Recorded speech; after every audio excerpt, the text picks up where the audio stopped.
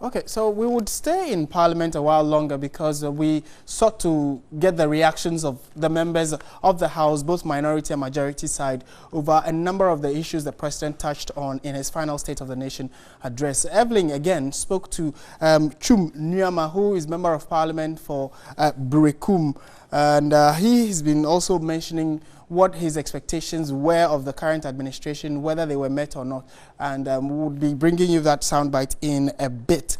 But we would also like to hear from you what you made of the President's State of the Nation address. Some people on social media have touted it as very statesmanly and very apt and expected of a president who is leaving office, especially the portion where he called on all Ghanaians to rally behind the incoming president, President-elect Nana Addo Dankwa Akufo-Addo. So we would also want to hear from you on our various social media platforms, facebook.com/news on TV3, and then also twitter.com/@news on TV3. We'll be happy to read the comments to the rest of the world. Also, my personal handle is @NewCMartin.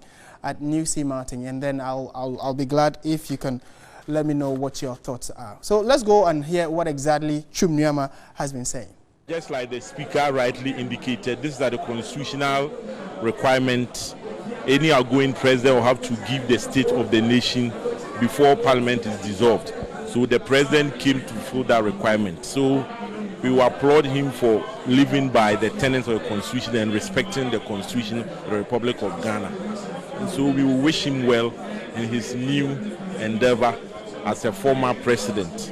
We hope he will enjoy his new life. But let's talk about health. The president did indicate that the National Health Insurance Scheme has seen major improvements, from where they inherited it. You are a member of the Health Committee. How do you assess that statement? Well, I would say it's unfortunate that the president is still, going with this information about the level of utilization of health insurance when indications on the ground have shown that people are not really assessing health insurance. Just giving the number of utilization means nothing. The real issue is the number of active members and also how the scheme is actually faring on the ground. As we speak, the last time providers were paid their claims by the NHIA was in March 2016. Almost all health institutions in Ghana are collapsing because of the huge indebtedness from NHIs. If you go to the hospitals, the only thing patients are able to get from NHIs is just your card and being seen by your practitioner, either a doctor or a medical assistant. If you are going to take your medicines, if you are going to the lab, you go for X-ray, you have to pay. Admissions, you pay. This is the crux of the matter. And the whole issue boils down to lack of adequate finances to pay the claims of the insurance authority. The president knows this, but they have dilly-dallied over this for a long time.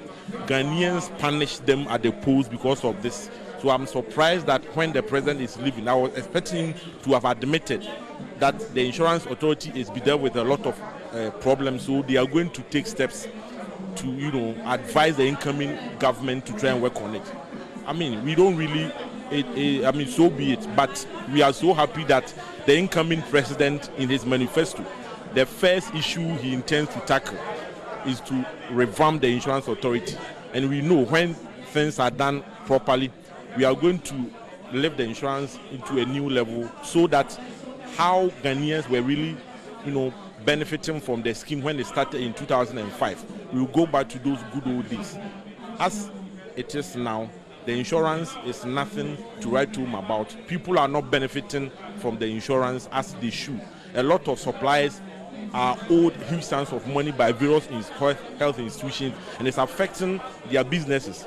We have to cut this, and the only way you can do it is to revamp the insurance authority by giving them extra resources. We advised the president several times to actually seed just 1% of the infrastructure investment fund, that is 2.5% VAT, to help insurance authority. They could have made a little over 500 million every year, but they never accepted this advice, and because of that, we have gone through this difficulty up to today. As we speak, as I said earlier, the last time they paid claims to the institutions was in March 2016.